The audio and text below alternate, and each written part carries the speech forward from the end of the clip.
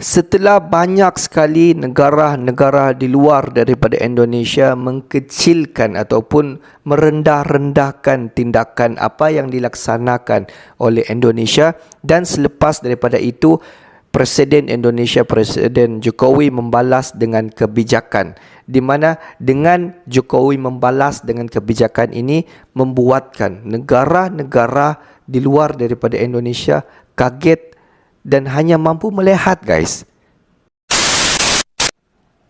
Hello guys, bismillahirrahmanirrahim. Assalamualaikum warahmatullahi wabarakatuh. Allahumma salli ala sayyidina Muhammad wa ala ali sayyidina Muhammad. Guys, selamat datang ke Musa Channel. Ini adalah channel YouTube aku, Musa bin Muhammadin Channel.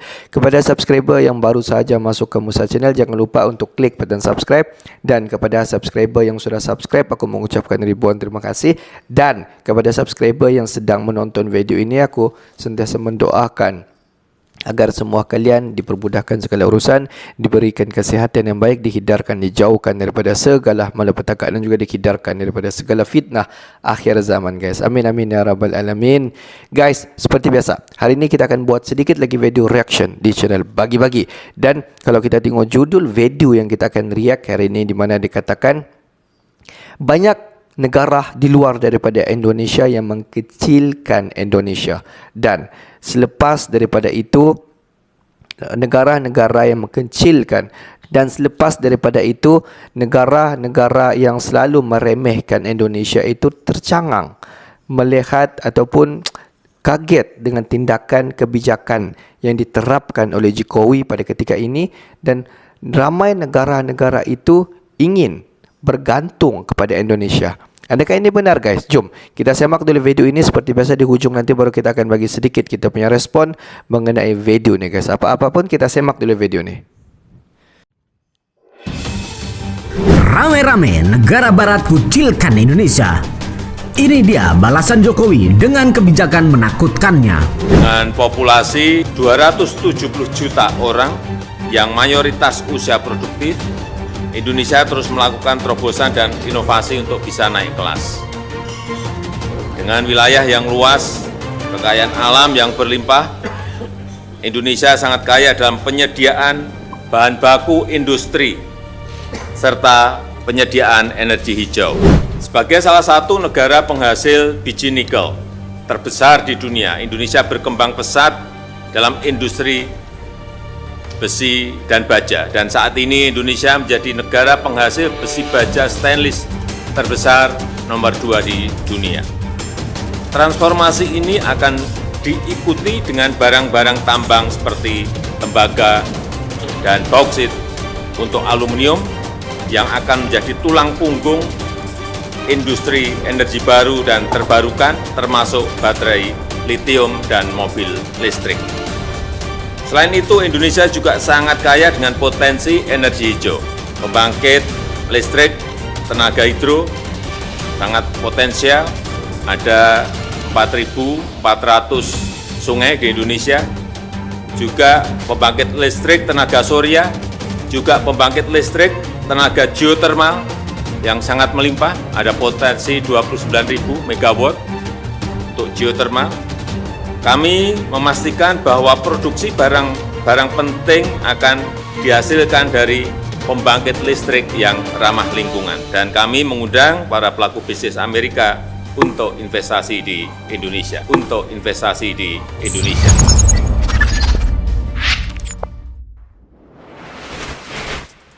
Sahabat Bagi-Bagi, tak ada angin, tak ada hujan, Amerika kucilkan Indonesia dari tatanan ekonomi nikel internasional. Negara yang hobi perang ini membuat undang-undang yang mengucilkan industri nikel Indonesia. Masalahnya, Indonesia belum mempunyai perjanjian perdagangan bebas dengan Amerika, dan dominasi industri China di Indonesia juga menjadi masalah utama mereka mengucilkan negara kita. Namun, dengan dikucilkannya Indonesia oleh Amerika ini, Jokowi siapkan manuver balasan untuk melawan kebijakan Amerika ini. Kebijakan baru apakah yang akan dikeluarkan Jokowi untuk melawan negara Amerika? Dan kenapa Amerika ikut-ikutan seperti Eropa mengucilkan Indonesia? Mari kita bahas. Pemerintah Indonesia berharap Amerika Serikat dapat bersikap adil kepada Indonesia untuk pemberian subsidi hijau bagi mineral penting asal Indonesia, yakni nikel. Pasalnya, melalui Undang-Undang baru Inflation Reduction Rate atau IRA, AS diketahui bakal memberikan kredit pajak atas pembelian mobil listrik. Namun demikian, insentif ini dikhawatirkan tidak berlaku atas mobil listrik dengan baterai yang mengandung komponen nikel dari Indonesia. Alasannya, Indonesia belum memiliki perjanjian perdagangan bebas dengan AS dan juga dominasi perusahaan China dalam industri nikel RI.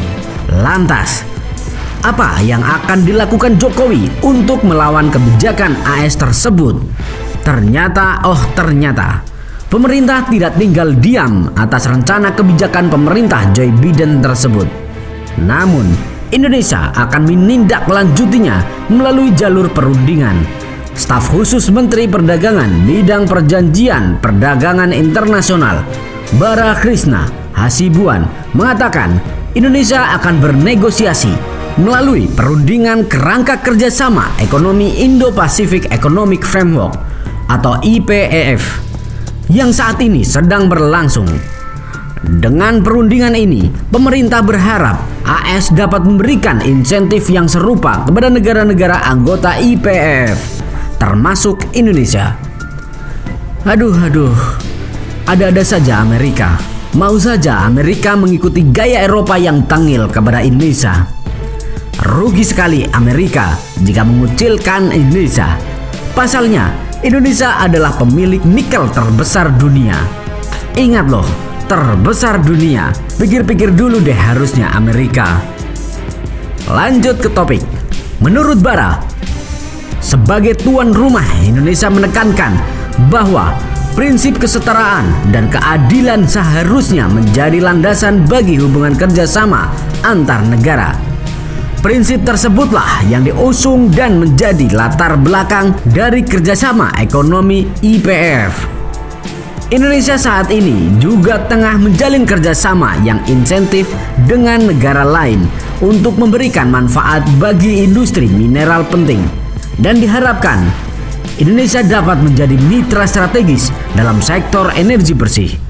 Kalau Amerika mengucilkan Indonesia, masih ada banyak negara yang mau menerima. Contohnya saja China, Rusia, dan negara-negara Arab. Sebelumnya, Kamar Dagang Industri atau Kadin Indonesia mendesak Amerika Serikat untuk lebih adil dalam pemberian subsidi hijau bagi mineral untuk kendaraan listrik. Kadin prihatin terhadap mineral kritis Indonesia dari paket subsidi Amerika Serikat untuk teknologi hijau. Ketua Umum Kadin Indonesia Arsyad Rashid menyatakan Indonesia dapat memainkan peran penting dalam memenuhi kebutuhan AS dalam kendaraan listrik dan baterai. Pasalnya, Indonesia memiliki sepertiga dari total cadangan nikel dunia yang menempatkan Indonesia pada posisi pertama. Ya, kalau dikucilkan biarkan saja lah, hehehe. Lagi pula mereka pasti akan mencari-cari nikel ke Indonesia. Arsyad lalu menekankan pentingnya melihat Indonesia dan ASEAN sebagai alternatif untuk China. Ia berharap Amerika Serikat akan memberikan status yang setara kepada anggota kerangka ekonomi Indo-Pasifik atau IPEF dengan negara-negara yang memiliki perjanjian perdagangan bebas penuh dengan Amerika Serikat. Lalu, bagaimana nih jika Amerika akan kucilkan Indonesia? Apakah Indonesia akan membuka perdagangan bebas dengan Amerika dan membuka kembali ekspor nikelnya? Aduh, gimana nih? Yuk diskusikan di kolom komentar. Merdekalah kita seutuhnya. Merdeka. Kalau kita tengok masalah Indonesia pada ketika ini belum lagi mempunyai segala perjanjian perdagangan bebas bersama dengan Amerika Syarikat. Dan kalau kita tengok yang dominasi industri China di Indonesia adalah menjadi masalah kepada Indonesia pada ketika ini. Itulah menjadi permasalahan yang sering kali ditimbulkan di Indonesia. Dan daripada permasalahan itulah yang sering kali apabila negara-negara Amerika Syarikat dan juga China ini yang selalu memperkecilkan Indonesia. Tetapi di mana Presiden Indonesia melaksanakan satu lagi strategi bagaimana untuk melawan ataupun manuver kepada Amerika Syarikat dan juga China. Seperti apa yang kita faham bahawa Indonesia kaya dengan sumber daya di perut bumi di Indonesia, kalau kita tengok seperti nikel, smelter, boksit dan banyak lagi. Oleh kerana sumber daya ada di Indonesia, di mana selepas daripada itu walaupun tidak mempunyai perjanjian bebas perdagangan bersama dengan di antara Indonesia dan juga Amerika Syarikat dan juga China, tetapi kita dapat nampak dengan jelas sekali strategi Jokowi ini apabila dilaksanakan hilirisasi, di mana kedua-dua negara ini secara automatik bergantung sepenuhnya kepada Indonesia, sebab kedua-dua negara ini walaupun tidak mempunyai perdagangan bebas bersama dengan Indonesia, tetapi mereka bergantung. Mereka mahu bahan-bahan mentah di Indonesia ini mahu terus disupply ataupun mahu terus diekspor kepada negara Amerika Syarikat dan juga China. Jadi guys, pendapat kalian semua bagaimana? Adakah patut Indonesia meneruskan strategi yang dilancarkan oleh Jokowi? Dan apa akan terjadi sekiranya Jokowi digantikan pada tahun 2024?